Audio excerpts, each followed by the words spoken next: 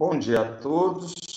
Meu nome é Magno Federici Gomes, eu sou professor de Direito Processual Civil, Teoria Geral do Processo, Prática Forense e ainda de Direito Previdenciário na Escola Superior Dom Helder Câmara, na PUC Minas. E hoje é dia 19/5/2020 e nós vamos trabalhar nessa disciplina de Direito de Teoria Geral do Processo, a Teoria Geral do Procedimento Civil. E nós vamos analisar as partes específicas do CPC de 2015, a Lei 13.105 de 2015, relacionadas com os sujeitos do processo, Eu informo a todos os presentes que vocês estão sendo gravados e que essa aula de hoje vai ser disponibilizada no YouTube para aqueles alunos que não estiveram presentes na nossa web aula. Dito isso, quando nós falamos de sujeitos do processo, eu gosto de chamar a atenção dos senhores, das disposições referentes aos sujeitos do processo. Então, os sujeitos do processo, eles estão previstos, eu tenho uma previsão normativa dos sujeitos do processo a partir do livro 3, da parte geral do Código de Processo Civil. Então, olha aqui, se a gente está falando de livro 3, o livro 1 está aqui, que são as normas processuais civis, mas nós estamos falando do livro 3 da parte geral, do CPC de 2015. Então, essa é a previsão. Mas isso aqui não nos exime de explicar o que são sujeitos do processo. Então, se a gente der o conceito de sujeitos do processo, são as pessoas físicas ou jurídicas envolvidas na relação jurídica processual. Seja num aspecto de preponderância. Então, quando eu falo de um aspecto de preponderância, necessariamente nós estamos falando do juiz, do autor, do juiz e do réu, que é a formação de relação jurídica processual que eu mostrei para vocês, quanto num aspecto de mero auxiliar, não é isso? Do fornecimento da tutela jurisdicional pelo Poder Judiciário. Então, quando a gente fala de auxiliares do Poder Judiciário, nós temos diversos auxiliares, que são auxiliares da Justiça. E esses auxiliares, nós podemos partir do pressuposto do escrivão, que trabalha na Secretaria do Juízo, Os escreventes, que também trabalham, são servidores públicos concursados, que trabalham perante a Secretaria do Juízo. Nós temos ainda, além dos escrivãos, nós temos os intérpretes, especialmente o intérprete de Libras, por exemplo. Nós temos ainda as hipóteses de tradutores juramentados, que auxiliam na elaboração das cartas rogatórias que são remetidas aos tribunais estrangeiros. Nós temos ainda os peritos judiciais, previstos em cadastro próprio do Poder Judiciário. Nós temos ainda outras hipóteses que vocês podem analisar. São os oficiais de justiça, oficiais de justiça avaliadores, que eles fazem essa atribuição de, além de citar e cumprir os mandados dos juízes, eles ainda avaliam determinados bens para efeitos complementares dentro do processo. Então, quando nós falamos desses auxiliares, tá? Vocês devem analisar ainda outras figuras. E aí eu ponho um ponto e vírgula. Bem como os membros do Ministério Público, que vocês já devem ter estudado em Direito Constitucional, né? Alguns falam, inclusive, que seria o quarto poder, mas não é bem o quarto poder, porque o Ministério Público ele parte de um pressuposto em que ele é parte de ações, então, ou seja, ele pode ser parte em ações, ou seja, ações civis públicas, que são as ações cíveis que ele juiza, civis públicas, e ainda ele é titular de ações penais públicas incondicionadas ou condicionadas à representação após o cumprimento da condição de procedibilidade penal. Tá? Então, se tem a representação, ele já pode. Se tem a requisição do ministro de Justiça para apurar crimes, denúncias, calúnias, difamações contra o presidente da República, necessariamente ele já ajuiza a ação. Ou quando ele é custos legis. E quando a gente fala que ele é custos legis, ele é o fiscal da lei ou interveniente, tá? Interveniente na relação jurídica entre as partes. E aí nós estamos demonstrando para vocês a legitimidade ordinária do Ministério Público, que eu já mencionei para vocês, e a legitimidade extraordinária do Ministério Público quando ele atua como substituto processual. Né? Então, tá aí. Né? A princípio é isso que nós estamos falando para vocês. Né? Esse, mais ou menos, seria o conceito. Dentro desse conceito aqui, e ainda na condição de partes, vocês podem achar ainda a advocacia pública, que eu já trabalhei com vocês, que são os procuradores / advogados que atuam a favor das fazendas públicas, isso tudo aqui já foi falado, né?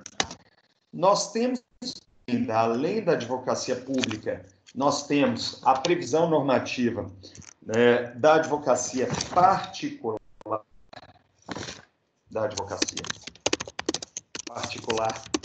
que é aquela exercida, não é isso, a favor de pessoas que possuem condições financeiras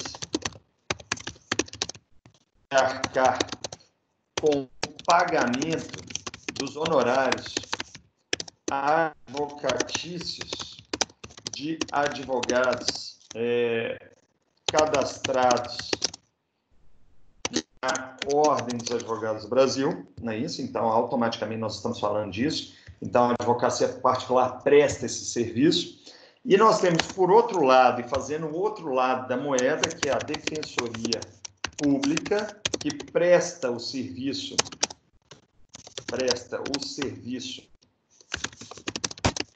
de assistência judiciária dentro e fora do Poder Judiciário, as pessoas que não possuem condições de pagar honorários advocatícios.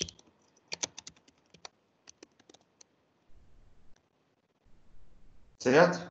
A favor de pessoas que não possuem as condições. Dentro e fora do Judiciário, a favor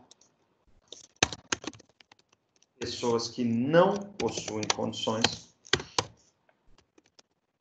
de arcar com os honorários. Então, dentro da nossa sistemática e plano de ensino que nós estamos apresentando aqui para vocês, essas são as pessoas que configuram as partes do processo. Tá bom, gente? Então, a partir do livro 3 da parte geral do Código de Processo Civil, nós temos uma previsão normativa dessas partes nos artigos 70 e seguintes do CPC. Se não me falha a memória, olha aqui, vamos passar um olho na matéria. Se a gente vai lá no artigo 70, nós vamos ver aqui as partes e seus procuradores. Então, artigo 70 e seguintes. Então, é isso aqui. Então, vem isso tudo. Essas são as normas gerais. Deveres de partes e procuradores, eu já ensinei para vocês que envolve o princípio da boa-fé, lealdade e cooperação, né? Então, vamos lá.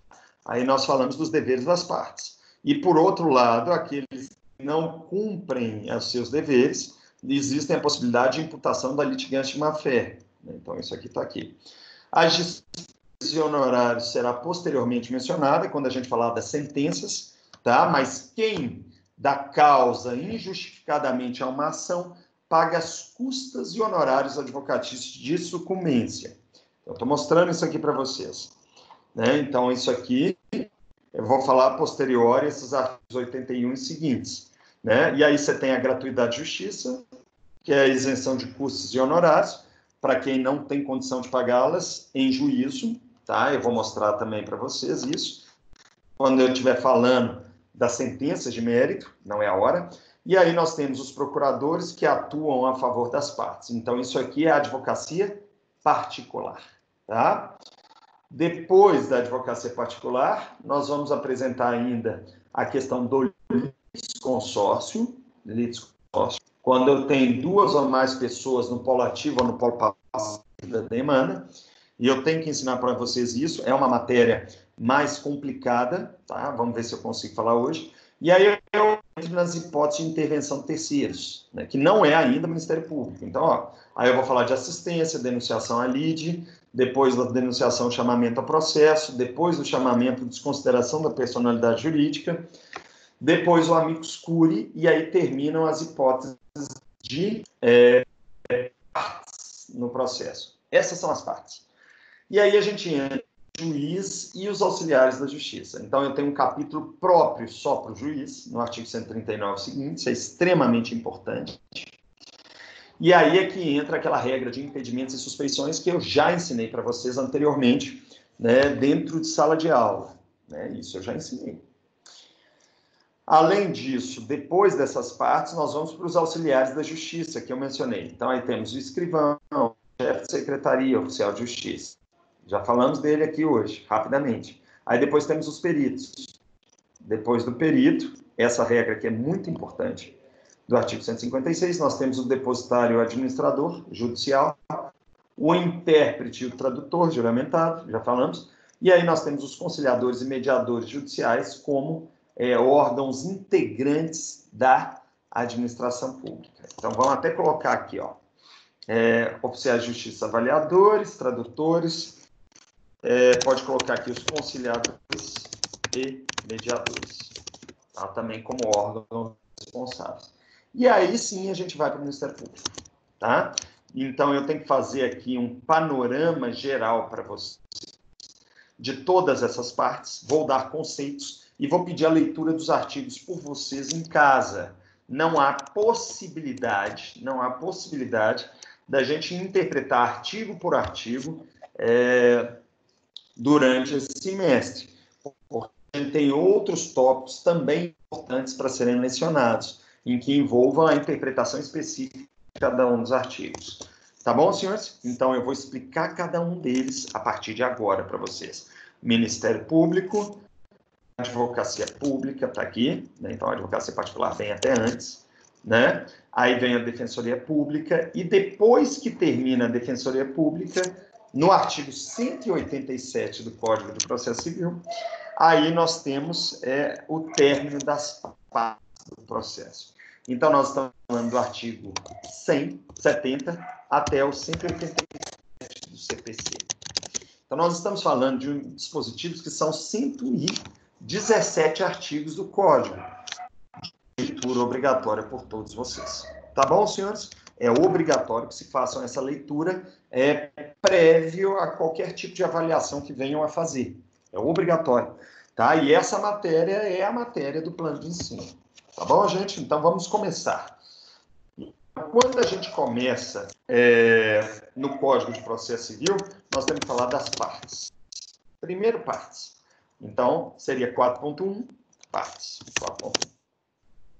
E ao falarmos de partes, a gente vai automaticamente lá para a parte, para o artigo 70 do Código de Processo Civil. E lá no artigo 70, eu vou começar a explicitação de vocês. Né? Já demonstramos o seguinte: as partes do processo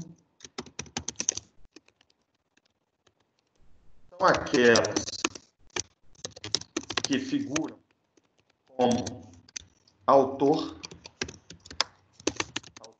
vírgula, réu, e aí eu vou pôr no plural: autores, réus, né? Terceiros intervenientes,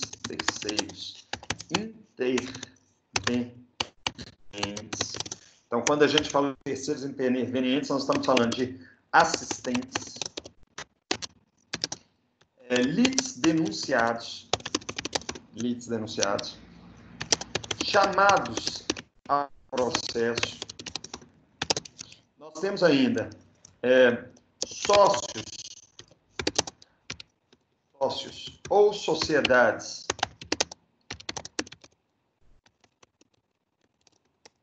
prévia desconsideração de personalidade jurídica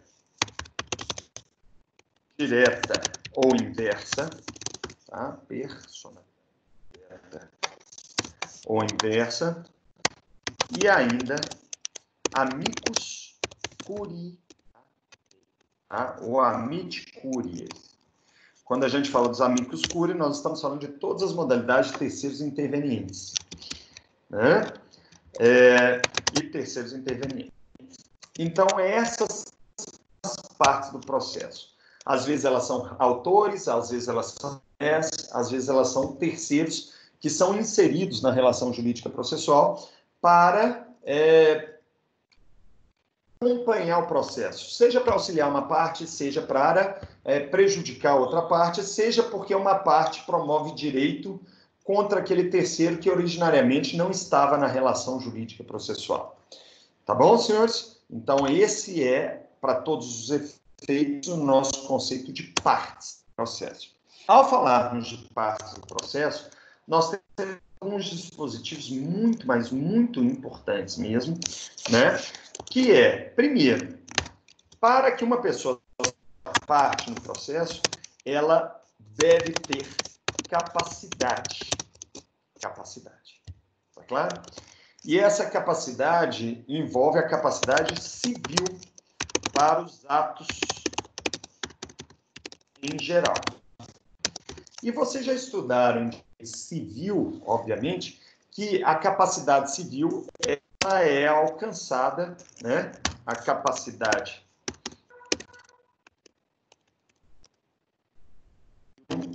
plena é alcançada com 18 anos de idade. Vocês, em regra, já têm 18 anos de idade. E a partir do momento que a pessoa tem a capacidade civil, né, ela já pode ser autor ou ré dentro do processo. Tudo bem, gente? Então, com 18 anos, eu já posso assinar uma procuração para um advogado e automaticamente ele pode ajuizar uma ação em face de outra pessoa. Tudo bem? Uhum. Dito isso, senhores, nós temos algumas especificidades. A pessoa pode ter uma capacidade civil relativa, tá certo? Isso não quer dizer que ela não possa ser parte dentro do processo. Ela pode ser parte, ela vai ser parte, desde que ela esteja o quê? Assistida pelo seu representante legal, seu assistente. Então, a capacidade relativa é alcançada quando uma pessoa completa 16 anos de idade, né? e ela dura até os 18 anos de idade. Tudo bem, senhores? Tá? Então, quando a pessoa faz 18 anos de idade, ela pode atuar em nome próprio, sem assistência ou representação em juízo. Sim? Quando a gente fala de capacidade relativa, um adolescente faz 16 anos de idade, ele vai ajuizar uma ação de alimentos em face do pai que não está pagando alimentos, então ele tem que necessariamente estar assistido pelo detentor do poder familiar.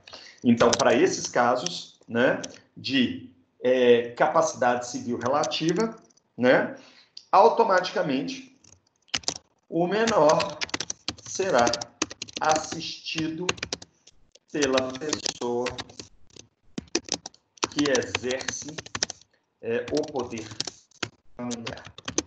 Tá bom? Então pode ser pai, mãe, né? Em alguns casos, avô ou avó, né? Mas aí eu vou colocar aqui outros. A regra geral são os pais e as mães. Tá bom, senhores? Então, como é que você coloca isso na petição inicial? Você põe o nome do menor, qualifica o menor, assistido por, e aí qualifica o assistente. Tá joia, senhores? Então, essa pessoa que vai assistir, ele passa a ser chamado de assistente. E aí eu faço uma ressalva. A procuração deverá ser assinada pelo assistido e pelo assistente, sob pena de irregularidade de representação. Irregularidade de representação. E isso está falando aonde? Vamos lá, aqui no artigo 71. O incapaz será representado ou assistido pelos seus pais, tutor ou procurador na forma legal.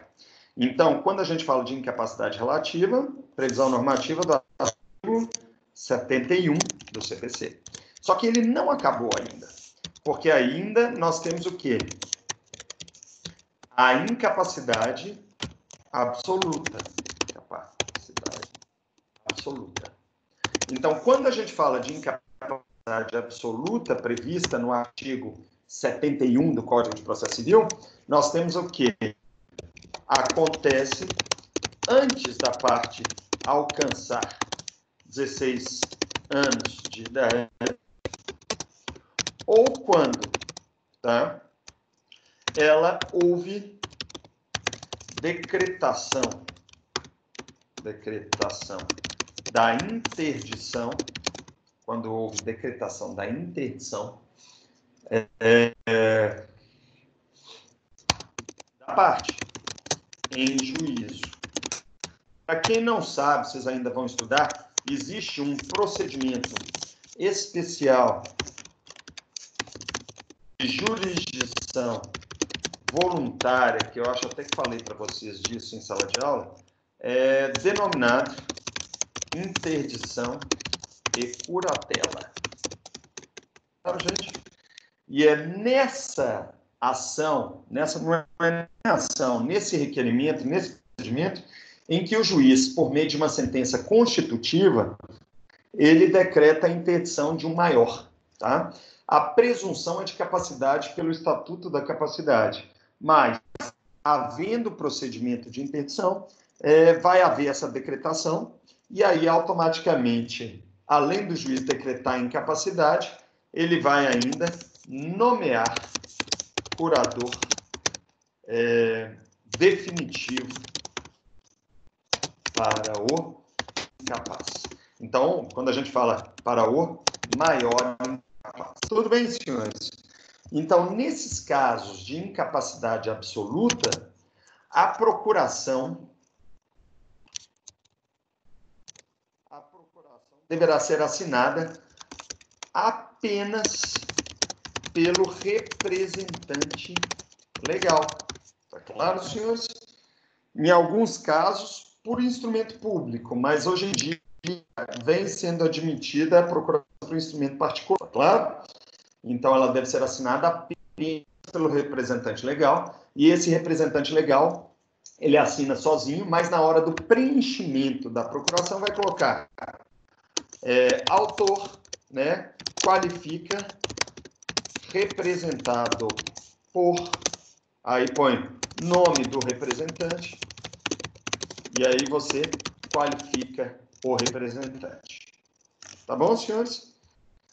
E aí, sob pena de irregularidade de representação. Se passou, se você escolher a assinatura de um incapaz, que é um menor de 16 anos, automaticamente essa procuração é irregular. E sendo ela irregular, a irregularidade de representação aplica-se o artigo 76 do CPC. O juiz suspende o processo e intima a parte para regularizar a representação. Olha aqui o artigo 76, ele vai falar disso aqui, ó. Verificada a incapacidade processual de parte ou a irregularidade de representação, o juiz suspenderá o processo e designará prazo razoável para sanar o vício. Tá bom? Então, o artigo 76 do CPC também aplica para as hipóteses de incapacidade ativa e para as hipóteses de incapacidade absoluta. Atenção, tá? Junto com a procuração, deverá ser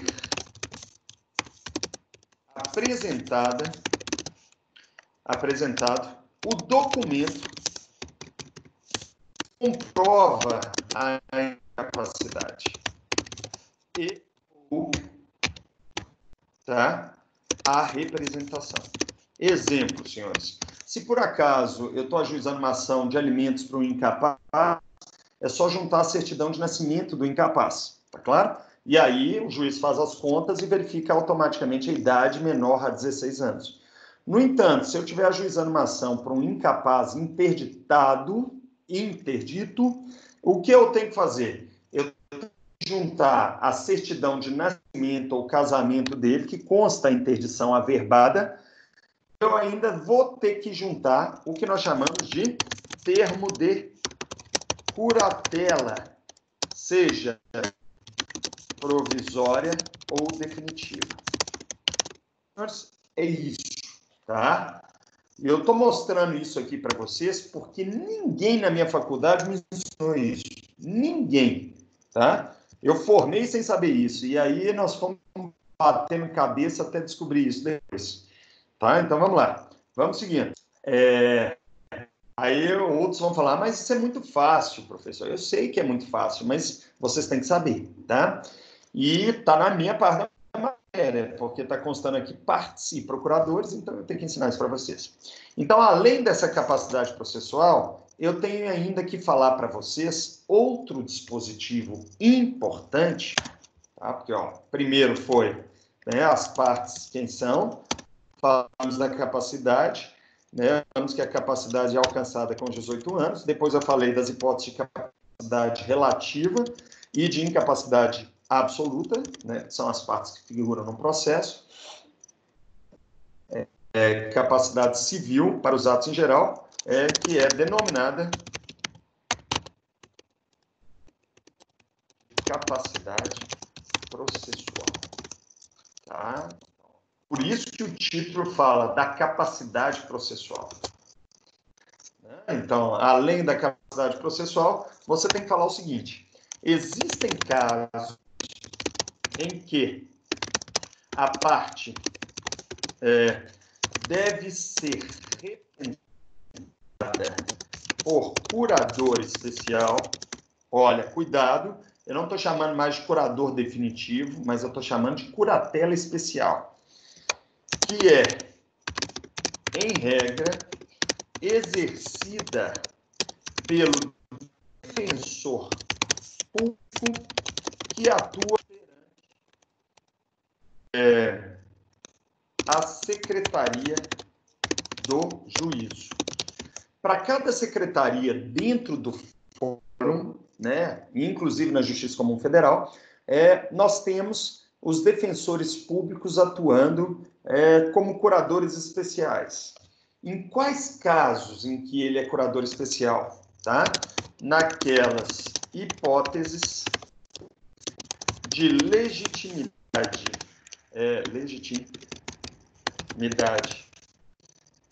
extraordinária na condição de substituto da parte. Essas hipóteses de legitimidade extraordinária na condição de substituto da parte estão expressamente arroladas no artigo 72 do CPC, que eu vou transcrever para vocês. É um artigo extremamente importante. Deixa eu ver se eu acho uma formatação aqui, achei. Tá? E esse artigo, ele deve ser interpretado em todos os processos em que acontecer isso aqui, do CPC de 2015. Então, presta atenção. Se, por exemplo, o interesse do detentor do poder familiar colide com aquele incapaz, por exemplo, é muito comum na Justiça Comum Federal a gente usar ações para concessão de pensão por morte em face de incapazes, do filho da mãe.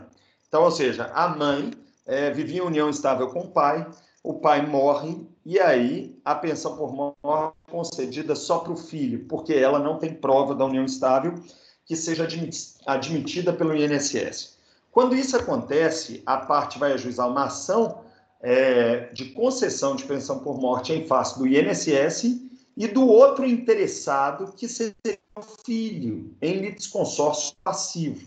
Esse vai ser um litisconsórcio passivo necessário, tá claro, gente? Só que a mãe é a única representante legal daquele incapaz. Então, como o interesse colide com o do filho, o juiz vai nomear o defensor público que atua na vara como curador especial daquele incapaz. Tá claro, gente? Então, olha aqui.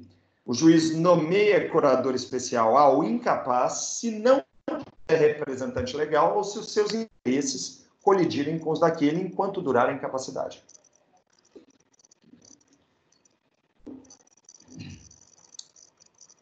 Além desse caso, tá? E olha, eu mostro para vocês que a curatela especial é exercida pela Defensoria Pública nos termos da lei. E aí a lei da Defensoria Pública vai se aplicar para essa hipótese. Eu vou falar ainda para vocês, mais rápido ainda, tá certo, senhores? Que se o réu for preso, ele vai ser citado perante a penitenciária. E uma vez citado na penitenciária, ele vai estar recluso e ele não vai conseguir sair para constituir um advogado para defendê-lo no processo. Então, ele é citado por ofício requisitório ao diretor do presídio e depois de citado, né, por ofício requisitório, ele vai ficar revel. E na hora que passa o prazo de defesa dele sem ele se manifestar dentro do processo, o juiz, para assegurar o princípio do contraditório e da ampla defesa, né, ele nomeia o curador especial também defensor público. Então, essas hipóteses, né, de curadoria especial, né, exercida pelo defensor público naquelas hipóteses de legitimidade, né, elas efetivam o princípio institutivo do processo,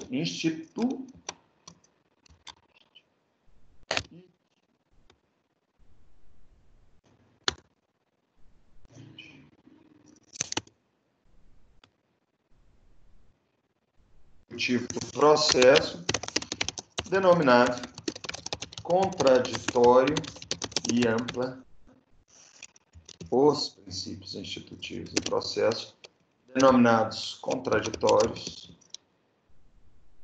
e ampla defesa. Certo? Então, é obrigatório. E, finalmente, nós temos o quê? As hipóteses de citação ficta. E o que são hipóteses de citação ficta? A citação ficta é uma citação presumida por lei. Presumida por lei. E ocorre, tá, na citação por edital, quando o réu ele é citado por edital após os esgotamentos ou esgotamento de todas as possibilidades de citação pessoal. Essa citação por edital, se não me falha a memória, vai estar lá no artigo 255 do Código de Processo Civil. Tá? Não, artigo 256 seguintes, tá? artigos 256 e seguintes do CPC, né? Então, prévio esgotamento das possibilidades de citação pessoal, tá? Ou quando o réu for citado por hora certa, né? Por hora certa, está nos artigos, são dois artigos, é o artigo 253 e 252, são esses dois. Artigos 52 e 253 do CPC. Então, o oficial de justiça, ele se dirige à residência do réu e, verificando a suspeita de ocultação, ele cita o réu em nome de outra pessoa.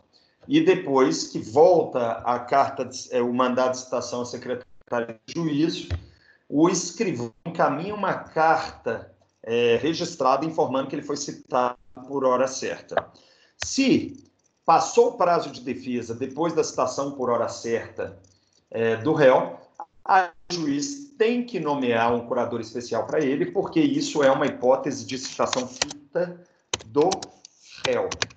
Então, a presunção de citação por lei determina a nomeação de curador especial para o réu citado por edital e por hora certa, enquanto não constituir advogado e quando ele se for declarado revel.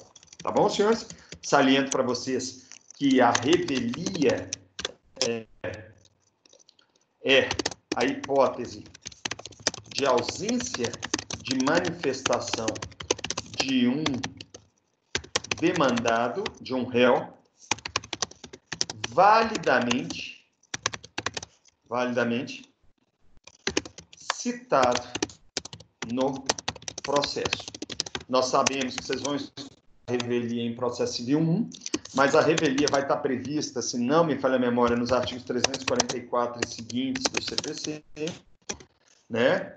Que induz a uma presunção de presunção relativa de veracidade dos fatos alegados pelo autor.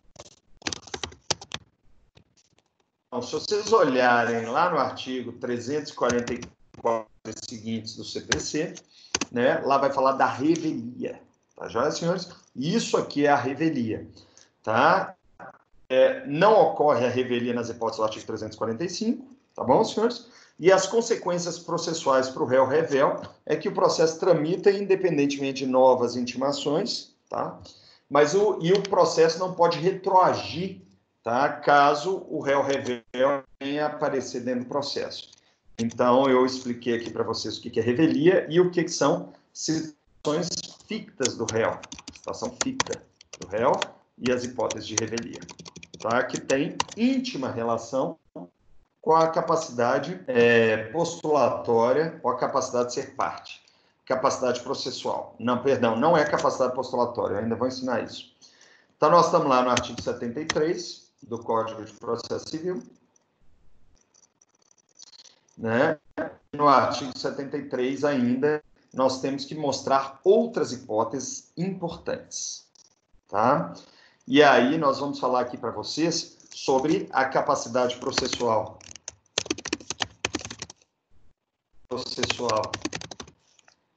de cônjuges. Então, vamos lá. Primeira hipótese, cônjuges em ações reais. E o que são ações reais? São aquelas que objetivam direito de sequela. Objetivam direito de sequela sobre bens imóveis. Então, quando a gente fala de capacidade processual de cônjuges em ação reais, nós temos necessariamente a existência de um litisconsórcio necessário entre os cônjuges, salvo quando casados pelo regime da separação e absoluta de bens. E esse é o regime matrimonial. Vocês vão estudar isso ainda, né, em direito de família, mas é importante que eu fale para vocês. Então, o cônjuge necessitará do consentimento do outro para propor a ação que verse sobre direito real e imobiliário, salvo quando casados pelo regime da separação absoluta de bens. Então, eu coloquei aqui separação total e absoluta. Vamos colocar só a ela mesma. Tá bom, senhores? Então, quando eu falo disso, esse consentimento é dado por meio da outorga de procuração a advogado único.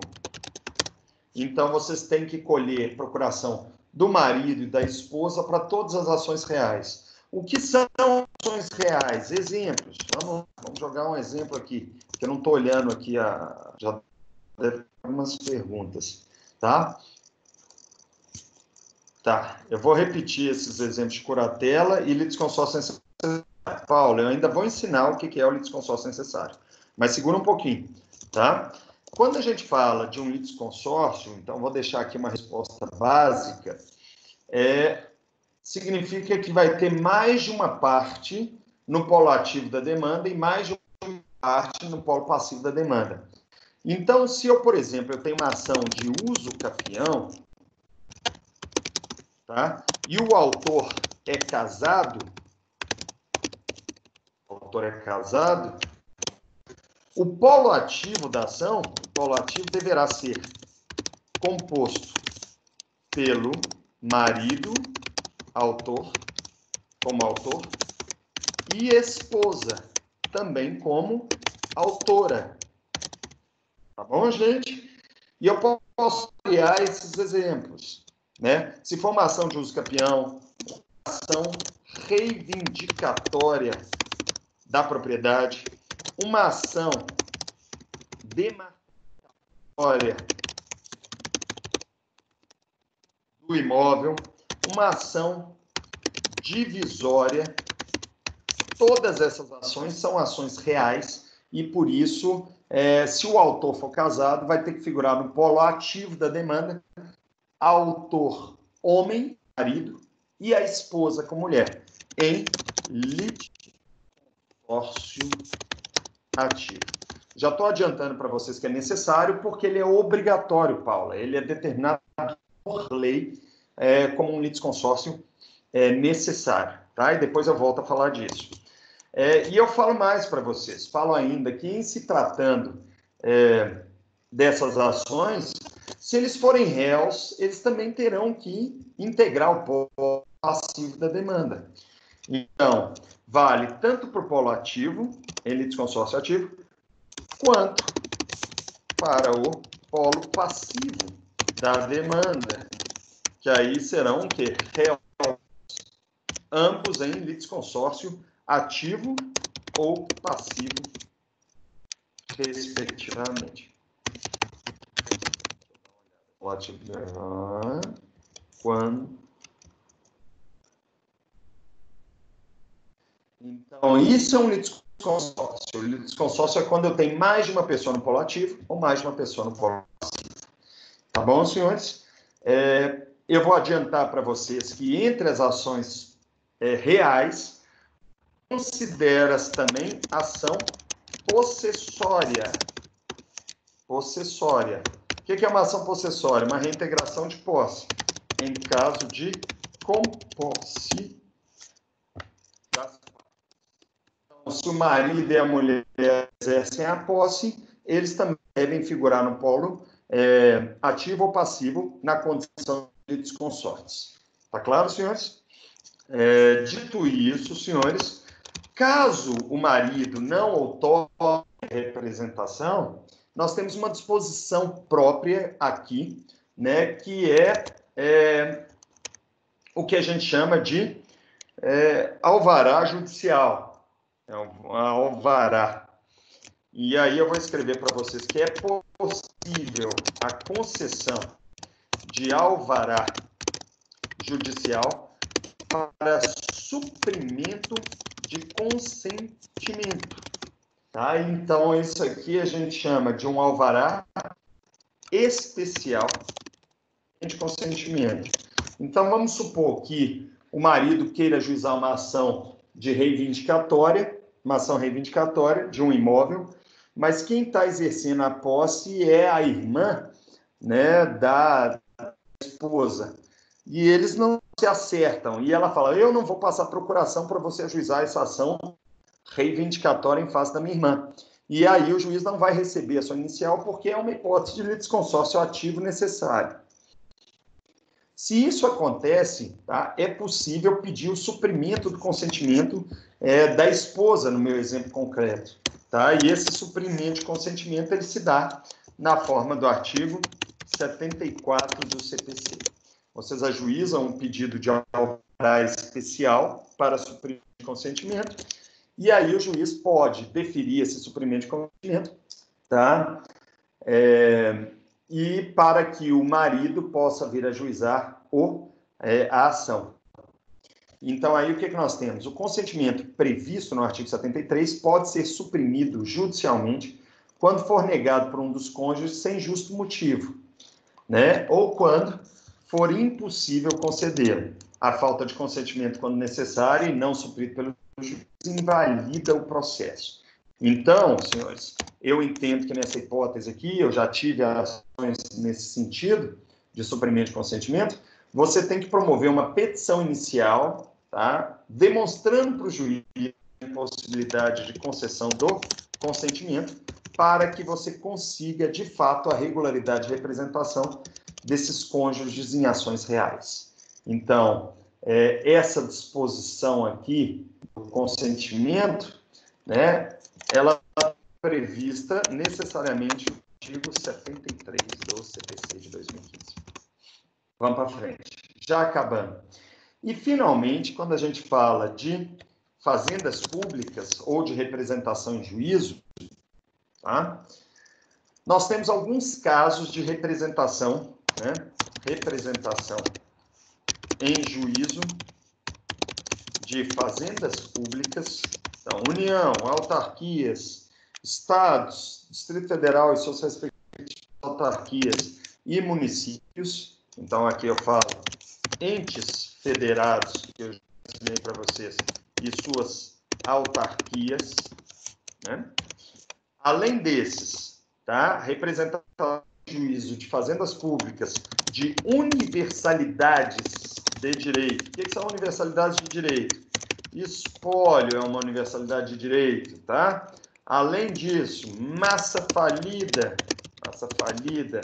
Além da massa falida, você tem o quê? As heranças jacentes e vacantes. Herança jacente envolve aquela sucessão provisória, ou seja, nós estamos falando que desaparece uma pessoa sem deixar representante, e aí você abre a sucessão provisória dele. Herança vacante é aquela que não tem herdeiros nenhum. Então, as heranças jacentes e vacantes são universalidades de direito, né? Além desses casos de universalidades do direito, vocês têm ainda o quê?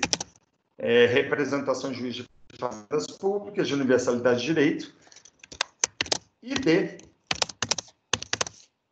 pessoas jurídicas de direito privado. E essas pessoas jurídicas de direito privado também são representadas em juízo. E por quem elas são representadas, né? Vamos lá. Nós temos aqui, esses entes federados aqui são representados pelos seus procuradores públicos, que eu já ensinei para vocês. Ou seja, é o que nós chamamos de advocacia pública. O espólio é representado pelo seu inventariante. A massa falida, não é isso? Pelo gestor da massa falida, que é o administrador judicial.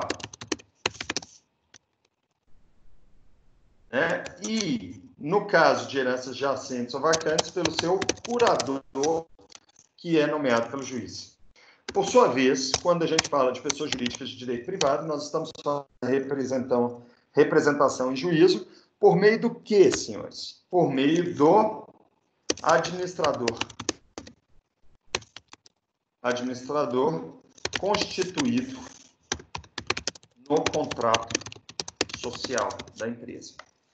Né? Então, esse administrador, nós temos o sócio administrador, que é, de fato, o representante legal.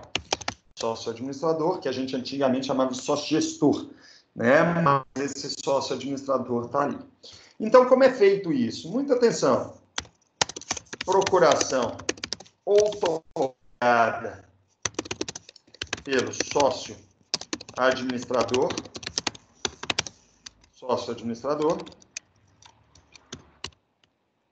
pelo inventariante,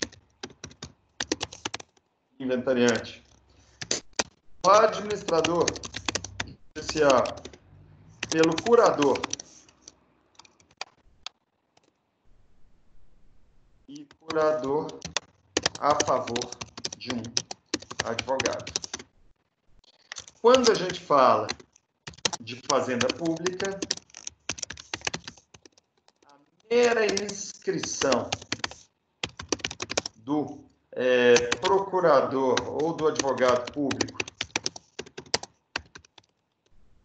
a mera inscrição do advogado público no MASP dele, né, em tal condição, já autoriza a atuação em juízo a favor do ente federado. Normalmente, você tem a mera inscrição do advogado público em tal condição, somada à designação. Como é que é feita a designação? Vem um ato administrativo informando que ele vai atuar naquele processo. E ele não junta a procuração da União, por exemplo. Então, o advogado da União não junta uma procuração assinada pelo presidente da República para ele defender a União em juízo, tá certo? É isso que eu estou mostrando para vocês.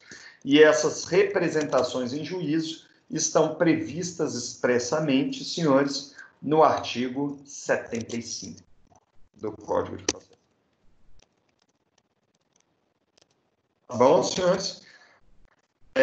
A princípio, é essa a nossa aula de hoje, tá? E eu vou me colocar à disposição para eventuais perguntas. O que nós apresentamos hoje? Nós apresentamos o conceito claro de sujeitos do processo, falamos quais são as partes no processo, né, que integram a relação jurídica processual, e todos aqueles que atuam em processo, sejam auxiliando o juiz, sejam fornecendo, realizando atos processuais para o bom trâmite da justiça, demonstramos quem são as partes que envolvem o conceito de autor-réu, né, terceiros intervenientes, e aqui dentro de autor-réu, eu vou falar aqui para vocês, exequente no processo de execução, executado também no processo de execução, e aí você pode falar aí, eu vou até falar aqui, opoente e terceiros intervenientes, né, que são os assistentes, e etc., né, falamos da capacidade processual de ser parte, e como você preenche os requisitos de capacidade processual, né? Então, por meio da capacidade civil plena, né, ou da capacidade civil relativa, com esse preenchimento de procuração pelo assistente e pelo assistido. No caso de incapacidade absoluta, por meio de procuração outorgada pelo representante, mais o documento que comprove aquela incapacidade absoluta, né, e a condição de representante legal. Falamos ainda da legislação extraordinária por meio de substituição processual, que é a do curador especial, nas hipóteses de citação ficta ou de conflitos colidentes entre representante e representado, ou mesmo citação de réu preso decretado revel. Expliquei para vocês o que é revelia de maneira simplista e ainda demonstrei outros casos de capacidade processual. E entre esses outros casos, eu tenho os cônjuges em ações reais, dei os exemplos, expliquei, e ainda mostrei para vocês o que? O suprimento de consentimento e, finalmente, o que? A representação em juízo de alguns entes, tá? Uns entes que são pessoas jurídicas, às vezes personalizadas, às vezes despersonalizadas. Tá claro, gente? E eu falei como é dada a procuração nessas hipóteses. Essa foi a matéria de hoje. Eu me coloco à disposição para vocês para eventuais perguntas que possam ser formuladas por vocês.